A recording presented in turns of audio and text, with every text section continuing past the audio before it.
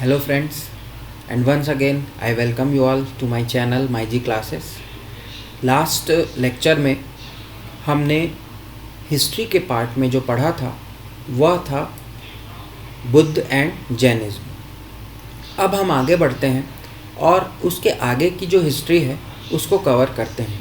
Ancient history का ये जो सीरीज़ है इस पर मैं अब आगे आपके लिए वीडियोस डालूँगा, तो आप सभी सारे वीडियोस को क्रमवार देखेंगे जिससे आपको ये हिस्ट्री समझ में आ जाए, और मैं इसे कहानी की तरह आप सभी को बताने की कोशिश करूँगा जिससे रिलेट होता चले और धीरे धीरे हम एक टाइमलाइन बना लें ताकि हमारे नोट्स मेकिंग में भी उसे हम फ़ायदा हो जाए।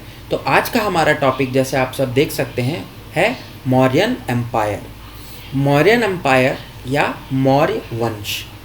मौर्य जो प्रशासन था, मौर्य के जो रूलर्स थे और मौर्य की जो एक डायनेस्टी जो भारत में उत्पन्न हुई, इसने सबसे पहले आप बोल सकते हैं कि इंडियन हिस्ट्री पर किसी डायनेस्टी ने अगर रूल किया और पूरे पैन इंडिया कवर किया तो वो था मौर्य, और मौर्य डायनेस्टी ने ही पूरे भारत में एकीकरण को बढ़ावा दिया।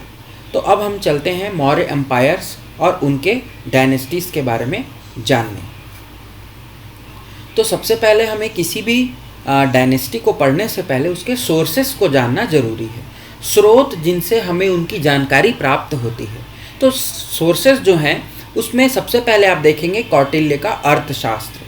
कौटिल्य जिसे आप सभी जानते हैं, चाणक्य या विष्णुगुप्त हमें नाम से हम जानते हैं, तो वो जो थे वो महामंत्री थे।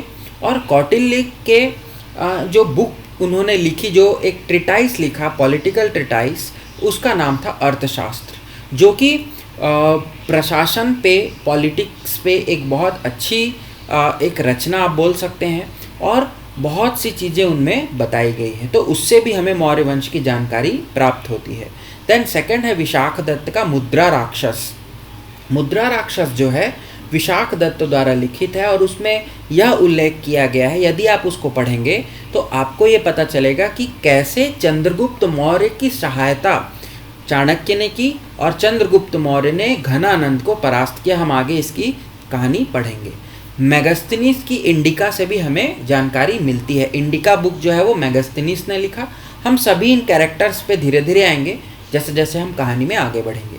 नेक्स्ट, बुद्धिस्ट लिटरेचर्स से भी हमें बहुत सारी जानकारी मौर्य वंश से मिलती है, जैसे कि श्रीलंका जो कि दक्षिणी उस समय अलग राज्य था, अलग आप देश था बोल सकते हैं, सॉरी, तो वहाँ पर भी अशोक के द्वारा अपने भेजा गया, जो भी उनके मोनास्ट्रीज के लोग थे उन्होंने अपने बच्चे को भी भेजा। हम आगे इसके बारे में देखेंगे। दीपवंश, महावंश का नाम आप यहाँ सुनते हैं और पुराणों में भी इसका उल्लेख हमें मिलता है।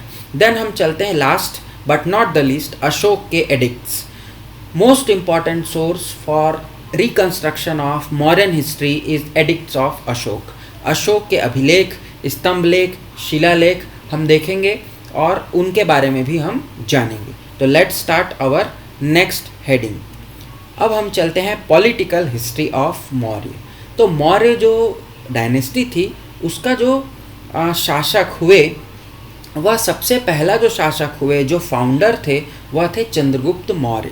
चंद्रगुप्त मौर्य ने इसकी नींव रखी और चंद्रगुप्त मौर्य ने, जैसा मैंने आपको बताया कि विशाखदत्त की मुद्रा राक्षस में यह साफ साफ पूरी कहानी बयान की गई है कि कैसे घनानंद को चंद्रगुप्त मौर्य ने हराया और कौटिल्य ने उनकी सहायता की, और चंद्रगुप्त मौर्य ने फिर मौर्य वंश की नींव रखी और मौर्य डायनेस्टी को चलाया।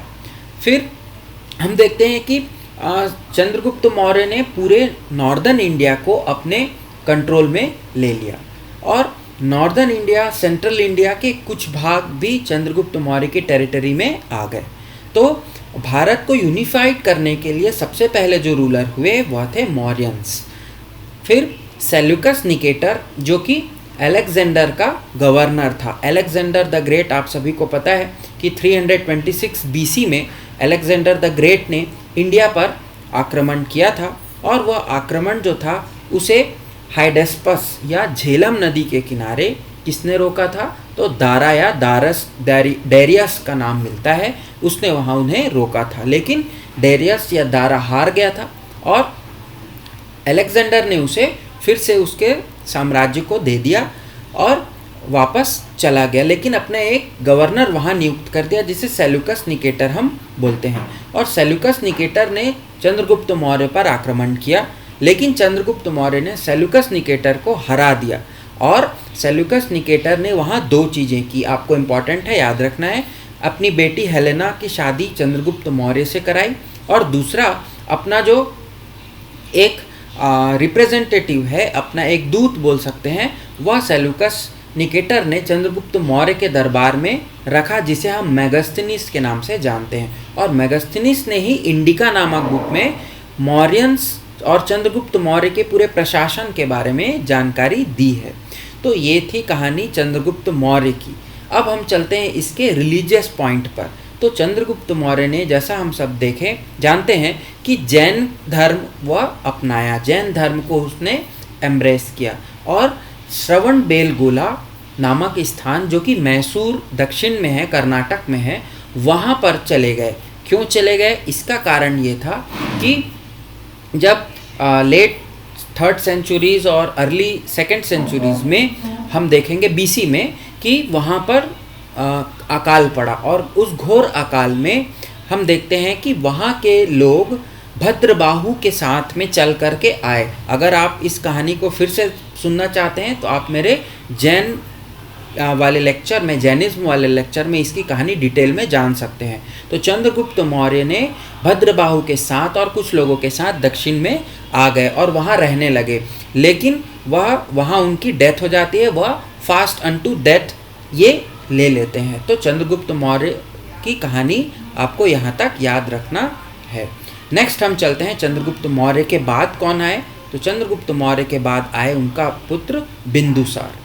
बिंदुसार की भी एक कहानी बहुत इम्पॉर्टेंट है कि बिंदुसार जब अपनी माँ के पेट में थे तो वहाँ पर एक घटना हुई और बिंदुसार जो नाम उनका पड़ा, उसकी भी एक छोटी सी कहानी मैं आपको संक्षेप में सुनाता हूँ कि चंद्रगुप्त मौर्य को चाणक्य के द्वारा कुछ धीमे धीमे जहर उनके खाने में मिलाकर दिया जाता था, ताकि दुश्मन यदि कोई जहरीला पदार्थ उन्हें खिलाए तो वह बच जाएं। तो बिंदुसार जब अपनी माँ के पेट में था तो एक दिन चंद्रगुप्त मौर्य खाना खाने बैठे और हमेशा की तरह चाणक्य वहाँ उपस्थित होते थे, ताकि वह खाना केवल और केवल राजा को ही खाने को मिले, क्योंकि उनकी बॉडी जो है वो हैबिचुअल हो गई थी। लेकिन उस दिन चंद्रगुप्त मौर्य के साथ में चाणक्य नहीं थे और वह खाना जो है वह उसकी माँ ने खा लिया। तो चंद्रगुप्त मौर्य की जो वाइफ थी उसे वह जहरीला भोजन खाने के कारण वहाँ पर क्रिटिकल कंडीशंस वहाँ हो गई और बिंदुसार को फिर चाणक्य के द्वारा वहाँ पर ये बोला गया कि चलो अब ये तो इनकी माँ को तो हम नहीं बचा पाएंगे, लेकिन बच्चे को बचाने के लिए उसे बिंदुसार को वहाँ निकाल लेते हैं। लेकिन बिंदुसार जो होता है उसका जन्म के समय उनके सर के पास एक परमानेंट डॉट बन जाता है, एक चिन्ह जैसा बन जाता है, बर्थ मार्क, इसीलिए उनका नाम बिंदुसार पड़ा। तो आपको ये भी याद रखना है। नेक्स्ट, ये एक एडिशनल इन्फॉर्मेशन था, बिंदुसार को अमित्रघात कहते हैं। अमित्र अघात ये उनको टाइटल मिला हुआ है। और बिंदुसार ने अपने पिता की तरह, चंद्रगुप्त मौर्य की तरह दक्कन तक और मैसूर तक अपने साम्राज्य को बढ़ाया, दक्षिण में उसके अभियान को और आगे बढ़ाया और मौर्यन टेरिटरी को एक्सपांड किया। फिर हम चलते हैं कि उनके धर्म पे। तो उनके पिता जो थे वो जैन धर्म अपनाए थे, लेकिन बिंदुसार ने आजीवकों को सपोर्ट किया, आजीवक धर्म को, आजीवक संप्रदाय को बिंदुसार ने सपोर्ट किया। तो इतनी कहानी बिंदुसार से आपको याद रखना है। फिर हम चलेंगे भारत के सबसे महत्वपूर्ण लीडर पर, जिनका नाम है अशोका द ग्रेट, अशोक महान। और इस राजा के बारे में आप जितना भी जान ले उतना ही कम है। भारत के यदि मैं कहूँ कि सबसे पहले सम्राट के रूप में यदि किसी राजा का नाम हम जानते हैं तो वो है अशोक। अब हम इसके बारे में कुछ जानेंगे।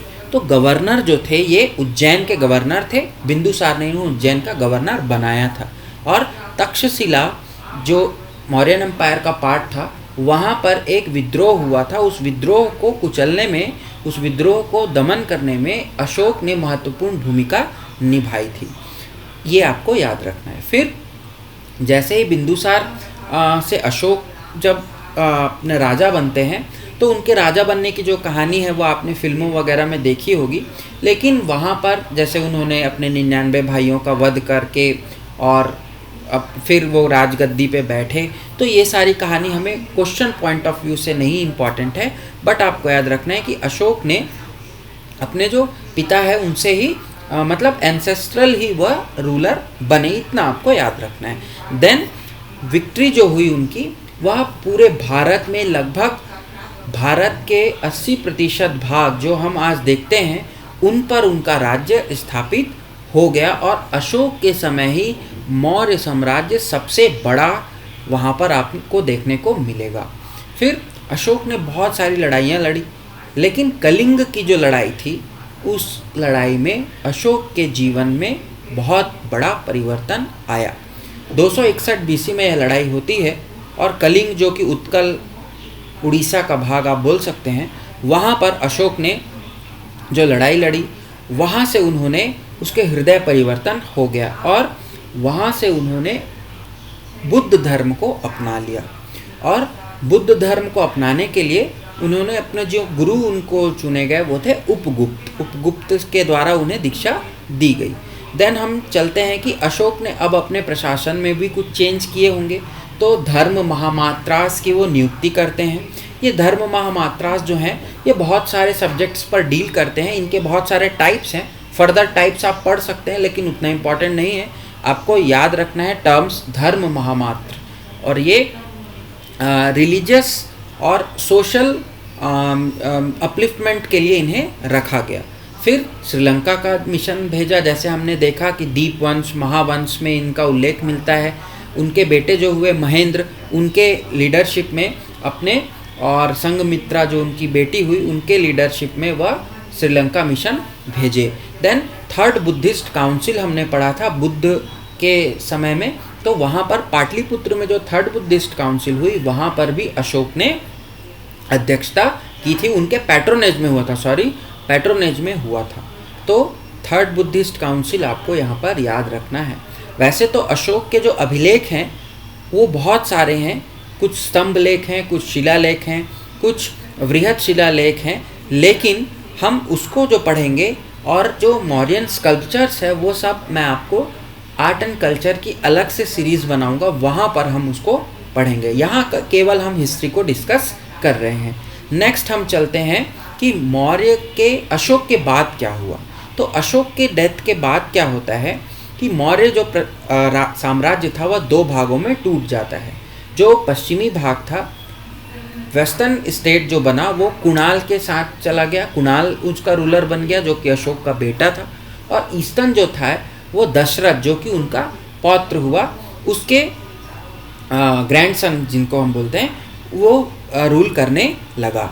और थोड़े दिन तक ये रूल चला, लेकिन लास्ट रूलर की अगर हम बात करें तो बृहदत्त था। और बृहदत्त को उसके ब्राह्मण सेनापति ने पुष्यमुत्र शुंग ने एसिसिनेट किया, उनका मर्डर किया और शुंग डायनेस्टी की स्थापना की। तो मौर्य डायनेस्टी के बाद आपको याद रखना है शुंग ने, शंगु या शुंग नाम से आपको मिलेगा, उन्होंने वहाँ पर राज किया। तो इतनी कहानी थी मौर्य वंश के पॉलिटिकल बैकग्राउंड पर। अब हम चलते हैं उनके प्रशासन की ओर। तो एडमिनिस्ट्रेशन की अगर बात करें तो जैसा आप देख रहे हैं कि मोनार्की है, राजा रूल कर रहा है। देन पुरोहित होते थे जो कि रिलीजियस हेड थे, महामंत्री थे एडमिनिस्ट्रेटिव हेड, सेनापति जो कि आर्म्ड फोर्सेस के हेड थे, सिविल सर्वेंट्स जिन्हें हम आज कहते हैं वैसे ही सिविल सर्वेंट्स उस समय थे, उन्हें अमात्यास कहा जाता था। देन रेवेन्यू की अगर बात करें हम राजस्व विभाग की, तो समाहर्ता जो था वो राजस्व विभाग का प्रमुख होता था और टैक्स कलेक्शन और जो भी उनसे रिफॉर्म्स हैं वो सब समाहर्ता के अंडर में होते थे। लैंड रेवेन्यू जो था, भूमि कर, वह 1/6 था, उपज का 1/6, 1/6 ऑफ द प्रोड्यूस। सारे पॉइंट्स आपको अक्षर सहित याद रहने चाहिए। जैसा मैं आपको बता रहा हूँ, क्योंकि ऐसे ही क्वेश्चंस बनेंगे आपके एग्जाम्स में। देन आर्मी जो थी उनके जो सैलरी थी वह कैश में और काइंड दोनों में होती थी, लेकिन यहाँ आपको कैश वर्ड याद रखना है क्योंकि नगद वेतन उन्हें दिया जाने लगा। और आर्मी जो थी वह 6 अलग अलग विंग्स में बटी हुई थी, 6 विभागों में आप बोल सकते हैं, और 6 विभाग में अध्यक्ष जो नियुक्त किए जाते थे वो एक एक अध्यक्षांश के अंदर में होते थे। देन प्राइस कंट्रोल था, वहाँ मूल्य जो था उस पर कंट्रोल करके रखे थे, होलसेल प्राइस हो या रिटेल प्राइस दोनों पर वहाँ राजा का कंट्रोल होता था। और न्याय व्यवस्था वहाँ बहुत अच्छी थी। जैसे हम आज के डेट में न्याय व्यवस्था देखते हैं, lower courts, middle courts, then upper courts, higher courts, ऐसे ही वहाँ पर अलग अलग स्तरों पर कोर्ट्स थी। और धर्मथिकरण जो थे वो मुख्य न्यायाधीश के रूप में काम करते थे। और सबसे इम्पॉर्टेंट बात, ये क्वेश्चन एक बार आया भी था कि सेंसस कौन से एडमिनिस्ट्रेशन में आपको देखने को मिलेगा, तो जनगणना जो कराई थी वह अशोक के एडमिनिस्ट्रेशन में हुई थी। जनगणना का मतलब वहाँ लोगों की गिनती होती थी, कितने बाहर से लोग आ रहे हैं, कौन वहाँ के नेटिव्स हैं, उन सभी का रिकॉर्ड रखा जाता था। और पशु जनगणना भी इस समय हुई, अशोक के समय पशु जनगणना भी की गई। तो animal as well as human census वहाँ पर देखने को मिलेगा। और आपको याद रखना है कि सेंसस पे जो रिजल्ट होते थे, जो आउटपुट मिलता था, उसको मॉनिटर करने के लिए भी वहाँ पर गुप्तचर रखे गए थे। स्पाइस का एक बहुत अच्छा नेटवर्क वहाँ पर बनाया गया था। फिर हम चलते हैं प्रोविंशियल और लोकल एडमिनिस्ट्रेशन की ओर। तो प्रोविंस, मौर्य प्रशासन जो है, प्रोविंस की बात करें तो 4 प्रोविंस में बटा हुआ था। सबसे पश्चिमी में तक्षशिला थी, देन उज्जैन सेंट्रल पार्ट में आएंगे, सुवर्णगिरी जो कि आपके दक्षिण को कवर करता है, और कलिंग जो कि ईस्टर्न को कवर करता है। ये 4 प्रोविंसेस आपको देखने को मिलेंगे। और चारों प्रोविंसेस के जो गवर्नर होते थे वह गवर्नर रॉयल फैमिली से ही होते थे, राज परिवार का हिस्सा होते थे। देन डिस्ट्रिक्ट एडमिनिस्ट्रेशन जो था वह रज्जुकों के द्वारा जो कि एडमिनिस्टर किया जाता था, और उनके सहायता के लिए वहाँ युक्ताज होते थे, युक्तीज या युक्ताज आप बोल सकते हैं। विलेज की अगर बात करें तो विलेज जो था, गांव का प्रशासन जो था, वो उसका जो हेड होता था उसे ग्रामीणी कहते थे, ग्रामीणी। और 10 से 15 विलेज अगर हैं, बड़े विलेजेस हैं, या 10 से 15 विलेज का एक समूह किसी के अंडर में है तो वह गोप कहलाते थे, गोपा। तो ये था प्रोविंशियल एंड लोकल एडमिनिस्ट्रेशन। अब हम देखते हैं कि मौर्य की जो डिक्लिनेशन है, मौर्य का जो पतन है, वह क्यों हुआ। क्योंकि अशोक की मृत्यु के बाद पहला बात तो जो उनके जो उनकी टेरिटरी थी वो 2 भाग में बट गई। तो टेरिटोरियल जब डिसइंटीग्रेशन होता है तो वहाँ पर जो डायनेस्टी होती है वह कहीं ना कहीं टूटती हुई दिखती है, और इसका फ़ायदा जो है वो बहुत सारे लोग जो कि बाहर के या इंटरनल लोग भी वहाँ उठाते हैं। तो ये डिबेट बना हुआ है स्कॉलर्स के बीच में कि अगर किसी एक कारण को वहाँ पर बोला जाए कि कौन ऐसा एक फैक्टर है जिससे डिक्लाइन हुआ मौर्य एम्पायर, तो आप ऐसा किसी एक फैक्टर को मेन फैक्टर नहीं बोल सकते। It is a summation of many factors which leads to the declination of the Mauryan dynasty. तो ऐसा हमने आज जो पढ़ा वह एक बहुत संक्षेप में मैंने आपको बताया, लेकिन ये कंप्लीट है। आपको डिटेल्स में अगर पढ़ना होगा तो आप मेरे टेलीग्राम चैनल के ग्रुप में आ जाएंगे, ज्वाइन करेंगे, वहाँ मैं आपको सारी PDFs डिटेल्स स्टडीज़ के लिए देता हूँ। तो आज के इस वीडियो लेक्चर में इतना ही। Thanks for watching, thank you very much, and please do subscribe, like and share our videos and promote our channel. Thank you very much.